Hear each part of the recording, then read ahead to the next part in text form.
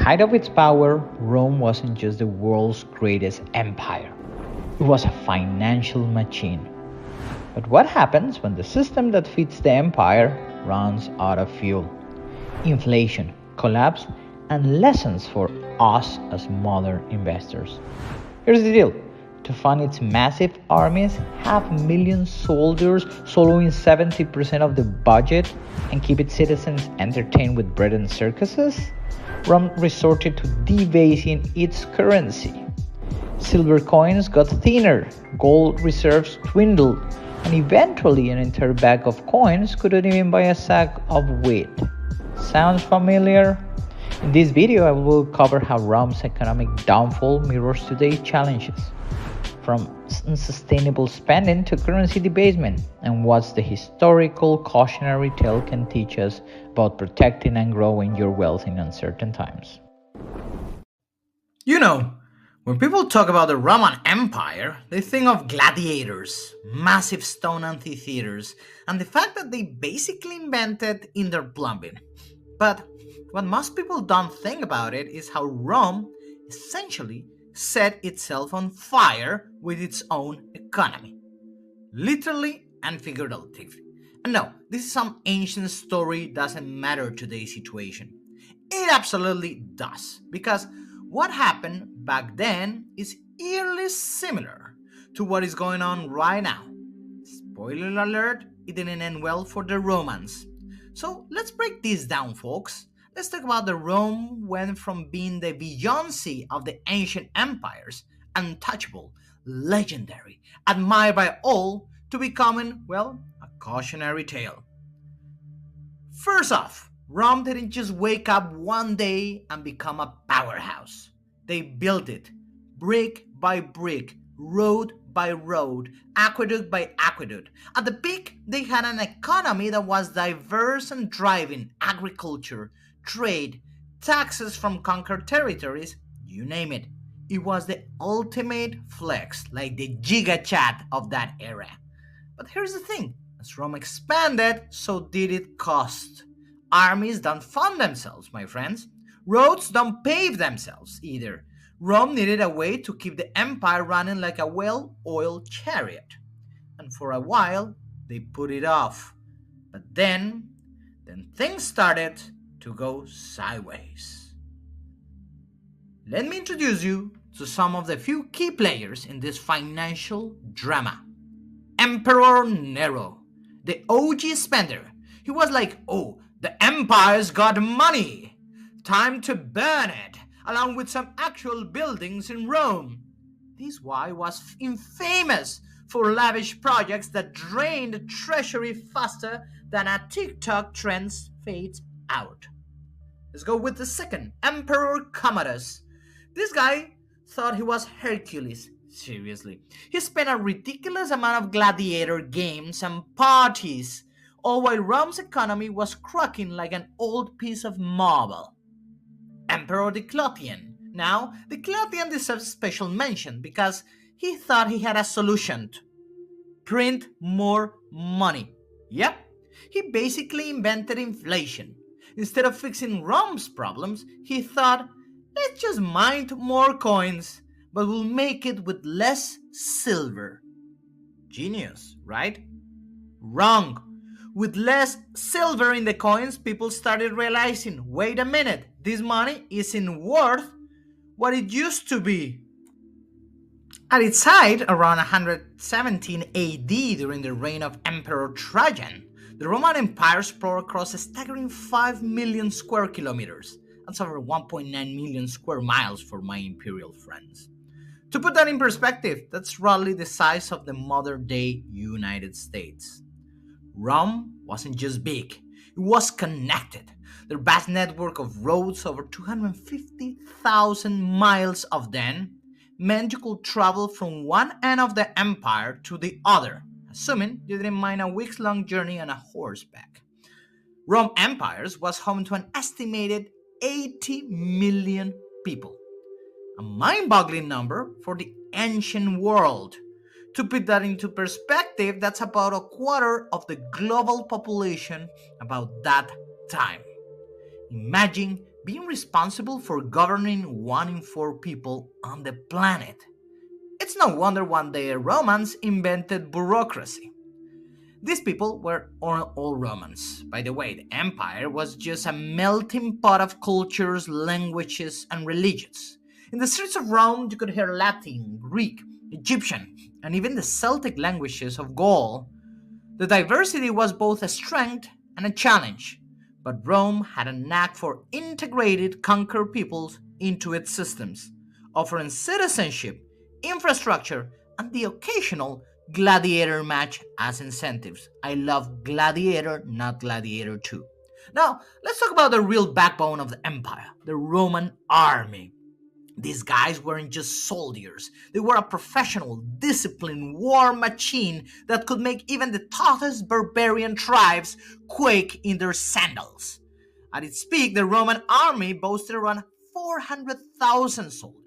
These weren't your average conscripts, they were highly trained professionals who lived and breathed military life. The legions, the elite units of the army, were the crown jewels. Each legion consisted of about 5,000 men, and there were 30 legions at the height of the empire.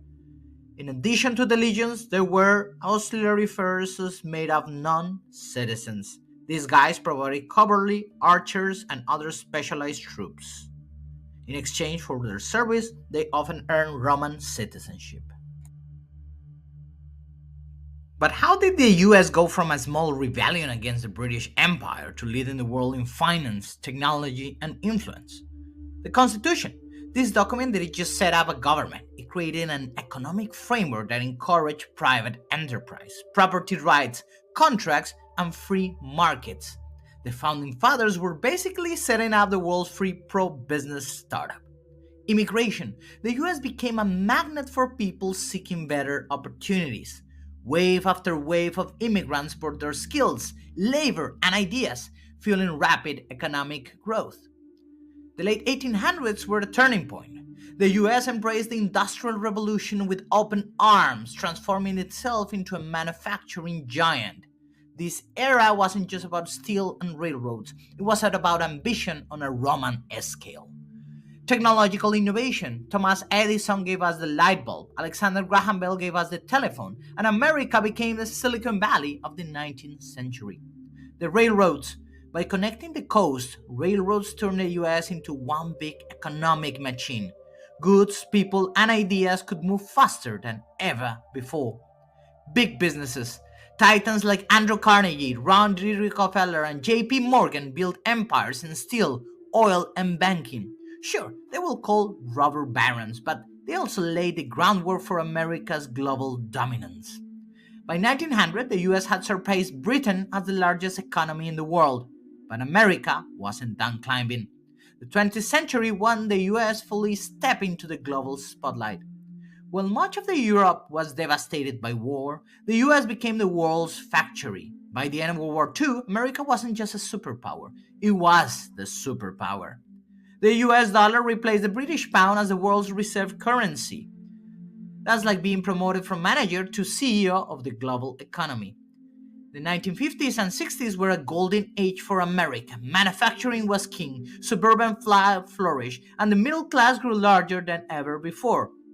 The Marshall Plan helped rebuild Europe, solidifying the US as a global leader not just in economics but in diplomacy. The US poured resources into science and technology to stay ahead of the Soviet Union. The result? NASA, the internet, and the military industrial complex that ensured America's dominance for decades. Of course, greatness doesn't come cheap. Like Rome before it, the US has built an empire but also racked up some serious bill. The national debt now sits at over 33 trillion, and the country has been printing money at an unprecedented pace. For now, America's power seems unshakable, but history teaches us that no empire is too big to fail. Just like Rome, the US has enjoyed incredible success, but maintaining that success will require navigating challenges that could easily spiral out of control. Now, let's think about today. And you think you learn from history, right? Wrong. The US is following Rome's playbook to a T. You know that over 50% of all US dollars in circulation were printed in the last 10 years? That's not a typo. Half. It's like deciding to print monopoly money and then acting surprised when it doesn't hold its value. Why does it matter? Because just like Rome, the US has been on a spending spree. Trillions spent on stimulus checks, billions on military budgets, and don't even get me started on national debt, 33 trillion and climbing. At some point, all this money printing is going to catch up with us, and when it does, the consequences will be just as brutal as what happened to Rome: inflation, loss of trust in the dollar, and potentially a massive economic collapse. Printing money seems like an easy fix. It gives people cash to spend, keeps business running, and boosts the economy in the short term. But in the long run, it creates massive problems. Printing money devaluates the dollar, making everything more expensive. In 2022, the US experienced its highest inflation in 40 years. Gas prices, groceries, housing, you name it. It got pricier. The more the US prints, the more other countries start to question the US dollar value. If global trust in the dollar erodes, it could lose its status as the world's reserve currency, a catastrophic blow to the US economy. So, what's the solution? Now, I'm not gonna here to spread doom and gloom without offering a way out. The lesson here isn't to panic, it's to prepare. As investors, we need to think smarter. Diversification is the name of the game. If you're 100% invested in the US stocks and the dollar, you are essentially putting all your eggs in one very fragile basket. Here is what I suggest in Francisco Money: 50% in US equities. Sure, the US is still the dominant player in the world economy. For now, keep a good chunk of your portfolio here, but don't go all in. 20% in international markets, emerging markets, developed markets, and yes, even China. These economies are growing fast and can provide a hedge against US instability. 30% in commodities and cryptocurrencies. Gold, silver, Bitcoin, Ethereum, these are your safety nets when traditional currencies start to wobble. Think of like building your own financial aqueduct, spreading the flow of wealth across multiple streams so that if one dries up, you're not left high and dry. Takeaway: history doesn't repeat itself, but it sure does rhyme. The fall of Rome just isn't about politics or invasion, it was about economics. They overspent, overprint, and paid the price. The US? Well, we're walking down a very similar path, but don't you have to be a bystander? By diversifying your investment and thinking long term, you will make it.